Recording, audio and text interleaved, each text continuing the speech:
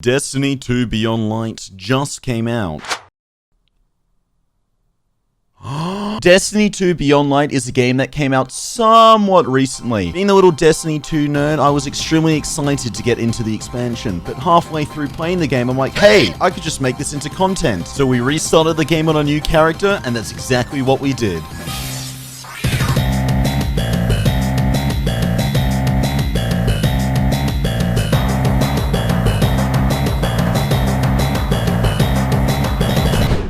Before we get started, as stated in the intro, I actually did play the new expansion on my other two characters, Warlock and Hunter. So guess which class we are playing. I also had the exotic weapon Lament and Salvation's Grip unlocked, so that's why those quests aren't in this video. And to my subscribers who wanted what I normally post, suck it up and enjoy the video. Hour 1 starts off with me picking my character, and if your brain is a literal toddler's, I went with the Tyson's class. I also transferred over my Izanagi with no catalyst, pulse rifle. All these weapons were considerably strong and higher light than my character was, so this would make the campaign a lot easier than it should be, and also so I could have a bit more fun. So let's just jump in and start the campaign. We are immediately met with a cutscene that explains why all the planets are disappeared and we have lost contact with them. These planets include Titan and Io, probably just lost Wi-Fi connection. We then have another cutscene basically summarize what, hey, it's that one meme. And once that cutscene is over, you guessed it, we actually get to watch another cutscene. This time with Variks. Anix has no house. He kneels before no banner. Variks then punches a computer to put out a distress signal, and the stranger appears in the background and does a nothing personal, kid. The box that Variks took so hard to steal, and the people he stole it from actually show up in the cutscene, so it ends. Alright. Time to play the game. Never mind! My character and ghosts are on Europa, a new destination, investigating the pyramid's appearance, which is then interrupted by Variks' distress call. And some of the voice acting in this game is just, well, let's just say be happy that our character has a voice now. They all scan the same. Empty. Well, maybe. And finally, the mission actually starts. We ride off into Europa on our butt plug of a sparrow to go save Variks from, it's the Fallen again. Yay! We kill a bunch of the Fallen, and as we go into a new area, a cutscene appears, and the main bad guy of the campaign is introduced, who is a Fallen tainted by this darkness power. Her name is Aramis, and the name of the darkness power is called Stasis. Cutscene ends, and we have to show up to save old mate Variks. Whilst fending off the Fallen, a new enemy of the Fallen shows up, which is a big boy. Now he's also a dead boy. And that was the first mission. Our next task is to quickly put a stop to old mate Aramis before she gets too strong. And so we actually head up to her base to the top of the map. Everything's actually fine and dandy until Mr. Cutscene shows up, actually shows off the power of Stasis properly, and how you can literally shatter any enemy just from freezing it. Hold on, what's that? Zoom in. Enhance. We load back into the mission and faced up against the captain who wields Stasis, and he's actually too strong that we cannot kill him. So we get the diddly-darn fuck out of there and just book it to our ship to complete the mission. We go back to Variks and he's kind of shocked about what has occurred. So he wants us to go set up some networks or something, and it's probably just a patrol mission. We go and hack into everything and oh, that's not a normal patrol mission. We travel to where the voice is beckoning us and enter a very well animated cutscene that has the Drifter, Stranger, and Eris on one side versus all the Fallen. All three of these characters are using Stasis, and the Stranger uses this Vex time warp thingy that I really want to use. Please make this happen, Bungo. Also, I've just taken a back seat here and just admire how good these cutscenes are. Honestly, Bungo. We then meet up with the Stranger who finally has time to explain what she didn't have time to explain, and she tells us about the subclass known as Stasis in a bit more detail. Tells us that we should use it for the power of good. Our ghost is pretty hesitant on this, but man, he can beat boot fuck his opinions right out the door. We actually go to commune with the Crux of Darkness on the right side of the map, where we get this weird new power for the first time. Our subclass for the Titan is called Behemoth, which just lets you smash the ground and a crystal will pop up, and you smash the crystals, or you just smash the enemies. Basically, you could just call these enemies Becky, because I want to fucking smash. For the next mission beforehand, we have to kill a few of Aramis's lackeys so we could actually unlock the mission. So we did that for a bit, and then I realized I could actually go back to the tower and do some gunsmith mounties so I could actually level up our player's power. So we did that to finish off the hour. Hour 2, we were tasked to find and destroy Phylax, the thingy to Aramis, basically one of her totes besties. In this mission, we're introduced to a new enemy type of the Vex called a Wyvern, which is literally the worst thing ever. Like, they're really cool game design, don't get me wrong, but here's why they are the worst things. You guys, I'm having... Oh, no. No. He did what I did. That's cheating. It's fucking bitch. This fucking bitch. The rest of the mission was just kill shit and explore this very Vex-spliced area until we met up against Phylax. The boss was actually made pretty easy thanks to old mate Izanagi, except for the one time where I literally had 1 point of health left. You could legit sneeze on me and I would have died there. When the boss got to its final stage, you were given a stasis charged buff, so basically you can wield the power of smashing and you smash that cunt right into the ground. And so we did, and with Phylax down, we gained his shard, which would help us unlock more darkness power. To do this, we had to visit yet another Crux of Darkness and do the little stasis shit. The next mission was another one of Aramis's pals. In this mission, we just ran around an old Braytech facility, but we had to take down the boss at the end because he's responsible for actually creating the machines that will allow the Fallen to have access to the power of stasis. The boss fight was a bit unique as we actually had to do something besides shoot the boss. See, we actually had to shoot shield generators and the boss. So yeah, we basically beat him and gained his Crux of Darkness as well. But instead of going to attune with the Crux of Darkness like we did before, we cut to a cutscene that explains how Aramis is the big upsetty spaghetti. So she sends someone to Earth, so we actually gotta go take him out. And not before our good old friend Zavala can spew some dialogue about how we should be careful or something or other. I didn't really pay attention, I was just spinning around the table the entire time. So it obviously wasn't that important. We head to the old Cosmodrome. So if you've played Destiny 1, you would recognize it, and if you haven't played Destiny 1, you still shouldn't really give a shit about it. We head to a lost sector and take out some enemies and another mate of Aramis in there, which we take out him slash he slash her slash they, which we then found out that it was all a distraction to have Aramis disrupt the Vex back on Europa. So we head into a new strike called the Glassaway, which I'm pretty sure there's a really interesting reason why we do this. Man, I just want my Icicle subclass unlocked, so we breezed straight through this strike, and I really did not pay attention to the lore behind it, I'm gonna be honest with you. But something I'm actually going to not be satirical about is this cutscene that plays after the strike, and it gives the history to the Fallen, which is also known as the Elixir. Honestly, it's really interesting. Like, I honestly recommend searching up Destiny 2 Beyond Light cutscenes and watching this one. Hour 3 is where we commune with the darkness yet again, and I'm just having a blast smashing shit. Afterwards, we then gotta help a fallen ship, and a fallen ship's called a, get this, a skiff. But what I really care about is the final mission, baby! We enter the mission and I'm fucking hyped. Nothing can stop me, not even the servitor. And he knows it. This motherfucker just committed suicide at the mere sight of my overconfidence. So we continue throughout the mission and Varix and Aramis start chatting over comms. And honestly, Aramis hits a fucking nerve with Varix as he gets the big upsetty spaghetti. You only came here to hide, like a coward. No! And seeing as my boy is emotionally damaged like that, so I had to help him out. By doing so, I actually fought Aramis. Because I'm that one of the nice guy, you know? I went charging in blindly, and honestly looking back, not the smartest thing I've ever done. Darkness was not meant for you! Fuck! We tried it again. We got her down to half health pretty easily, which triggered another cutscene. But, is that the smell of brie? No, maybe it's cheddar. Oh, no, it's just another cheesy Destiny cutscene. Look within. Focus your power. How interesting.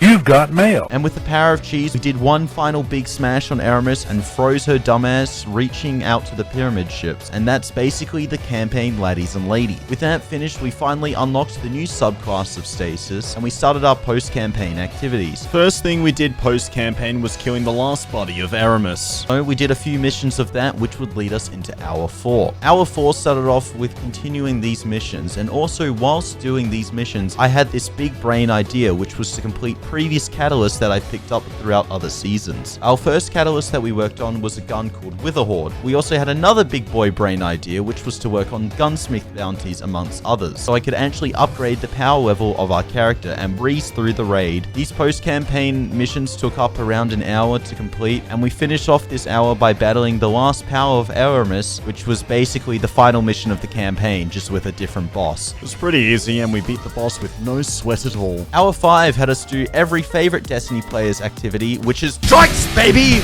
Woo! We picked up some bounties from old mate Chrome Dome and headed into the strike playlist. Our first strike was the Hollowed Lair from the Forsaken campaign. Nothing to know, it was just a strike with, one of those. Yeah, that facial expression. The next strike we did was the Disgrace, which was a strike brought back from Destiny 1. And, yeah. Final strike that we did was the Insight Terminus on Nessus. It's like the Scion Flares from Destiny 1, but it didn't drop his cloak. So, alright, I'll stop. The main reason for doing these strikes is so I could unlock more of my Stasis subclass, which is a post-campaign questline in Beyond Light. After these strikes, we did something called the Exo Challenge. These drop powerful rewards and is unlocked after a raid team completed the raid for the first time. And looking at the date, oops. These missions run in a 3-type cycle, each week doing a different mission, and it loops around. For this week, this mission was you basically hop on a platform and you destroy these Vex cubes. In the process, these platforms would appear and disappear below us. Honestly, it was a good amount of fun hopping around and shooting stuff, really kept me on my feet. Finish off the mission, we had to destroy Big Cube, and we got our reward. After this, we finish our progression to unlock a new path towards Stasis. And yet again, we had to commune with a Crux of Darkness, except this time your Stasis subclass doesn't get all supercharged like it did in the campaign, so it's just point and shoot, but without smashing. Once we completed this, we had to head over to a lost sector and had to talk with old mate for a bit. She talks about how in her timeline, the Darkness won and her sister Anna Bray, this chick right here, was corrupted and she had to kill her own sister. Honestly, this is really messed up Destiny, but fuck that, I just want my cool ice powers. We got something called an aspect, basically a property of the subclass, which this aspect would make us slide through these icicles, allowing them to break and shatter, with some pretty decent amount of AoE damage. This could not be unlocked quite yet, because we had to commune with some more Cruxes of Darkness, baby! Our 6 had us commune with the darkness yet again, and we had to verse this teleporting little bitch boy. Fuck this boss. After this, and actually unlocking our aspect, we had to continue with our Stasis questline. We could unlock the new type of grenade, so we started off by falling off a cliff.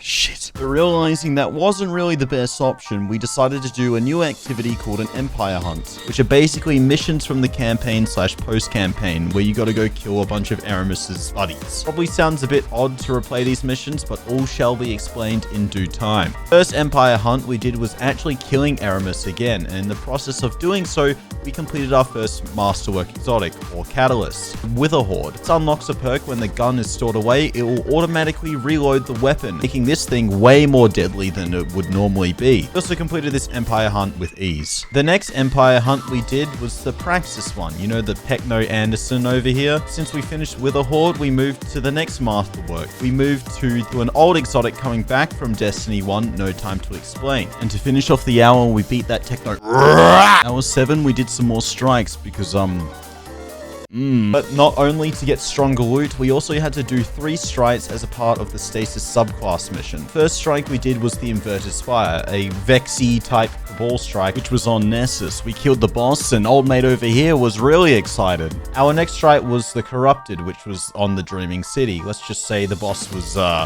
taking it down. The final strike we did to finish off the hour was the Scarlet Keep on the moon. It had a hive theme and was completed really easily. In hour 8, we unlocked our next type of stasis grenade. But first, we had to commune with Old Mate Darkness. Let's go! We had to talk to the stranger again in a lost sector, and if I'm being honest, I low-key zoned out for this one, and had no clue what she was saying. And then we picked up our new grenade. This grenade, when activated, puts up a sphere-type AoE area. When trapped inside, you will slow down and then freeze after about a second or so. Also, if close enough, it will suck you in, so she's a tad strong. Finish off this hour, I know, quick hour. We did another simulation as it was the weekly reset. So, this was a different type of simulation to the previous one. This time, you had to protect quote-unquote house from the quote-unquote Vex invading. So, basically just protect and attack. Hour 9 had us continue the Stasis questline, but this time we had to do some Gambit. Normally, I'm pretty decent with Gambit, but apparently Destiny matchmaking was like, what if we match you with, like, literal vegetables on your team, and your opponents are basically esports players. So let's just say our first game was a bit of a loss. The next game we played was actually a win, but unfortunately game number 3 was a loss. And considering I could barely get any stasis kills because Mr. Potato Head over here was throwing, I had to play some more. And to make matters even worse, we joined a game halfway through. So of course we had to play another one, which we lost again. Yet we actually did complete this quest step and continued on. Do you know what that means? Meeting with the darkness.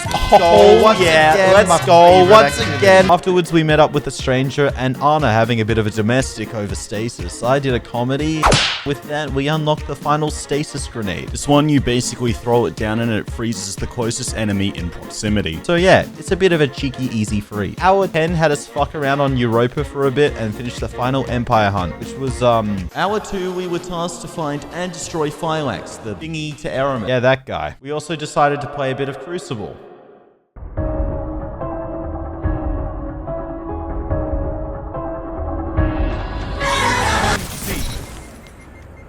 Zone A captured. Hour 11 had us do my favorite activity in Beyond Light. First level of Shadowkeep. No, I am not kidding. The real reason is so I could get access to the new seasonal activities from this season, which is the Season of the Hunt, and have the opportunity to gain even more loot. But we also had to do a new mission for the season, which was just kill shit, and there was a green guy there, and we got treated to a nice new cutscene. And I use the word treated very lightly.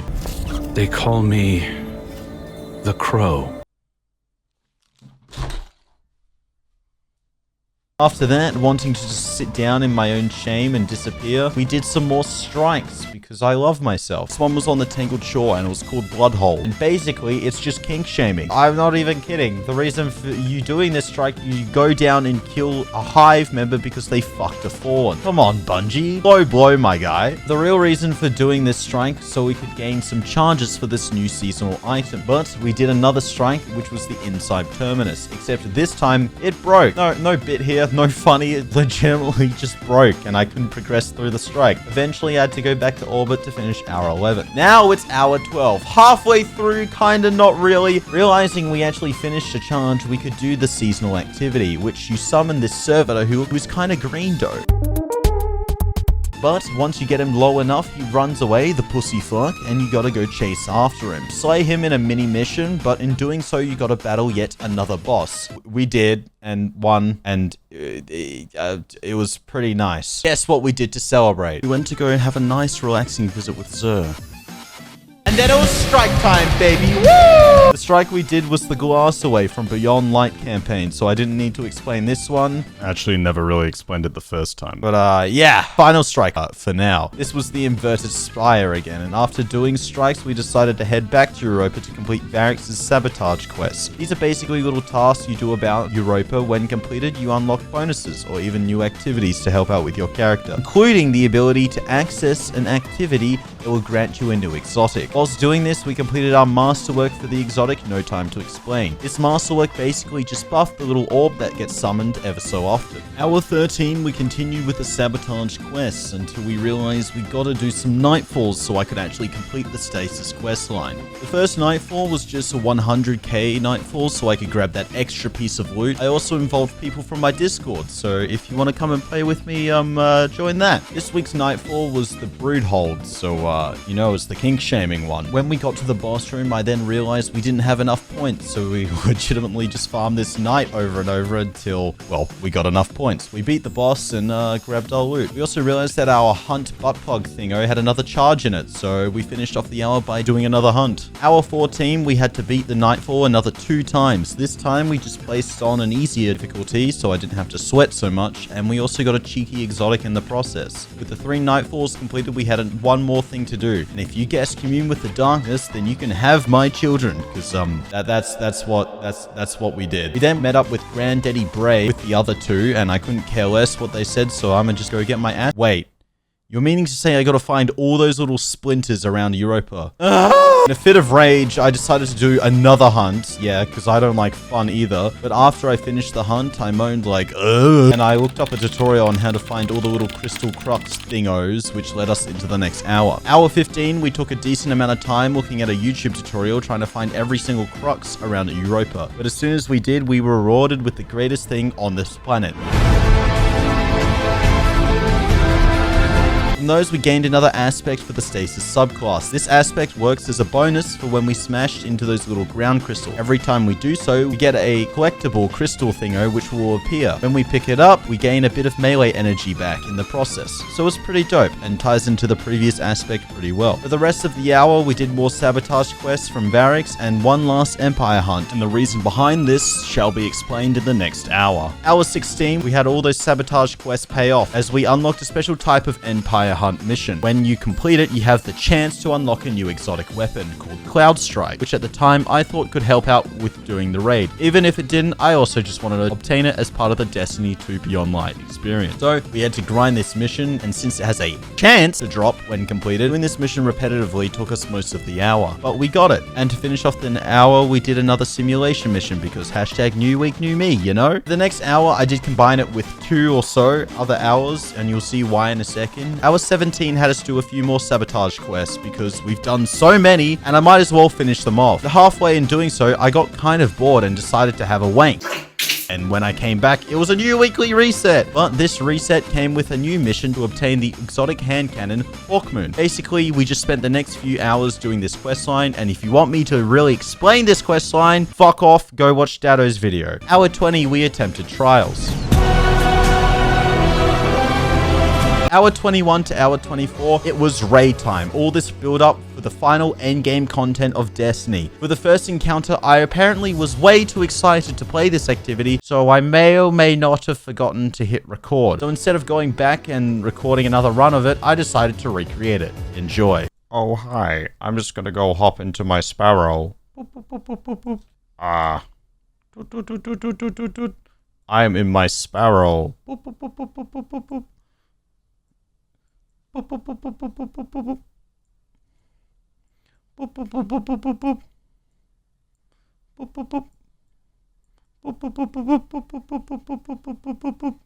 I did it.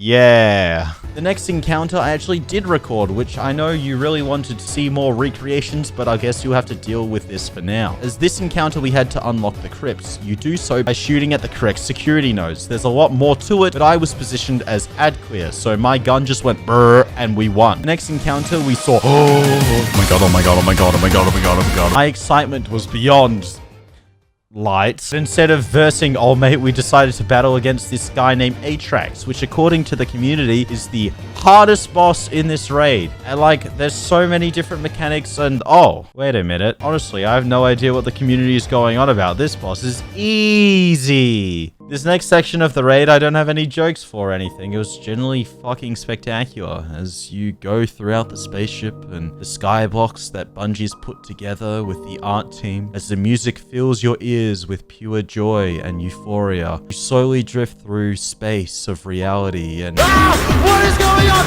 Why is everything on fire? Crash land, but luckily survive and verse the final boss, which is Tanix, my big boy. But except he kind of fucked a servitor and got stuck or something. So my role was to grab a ball and put it in a hole and then shoot him with gun. And finally we killed him. And that's it for the raid. I was really hoping to get the new exotic rocket launcher from the raid, but all I got was a hat. So I guess it was the same thing. And that was it. That was me playing Beyond Light for 24 hours. If you did enjoy, please consider pressing like. And if you really enjoyed, please consider subscribing. These videos actually take a long time to create, so I really appreciate that you made it this far in the video. If you do like my weird ass Aussie personality, consider following the socials, and all of them are down in the description below. Anyway, I'll catch you later. Have a good one. Bye. Subscribe. Follow all the links down below. Subscribe. Hit that like button, cause you know you enjoyed the content.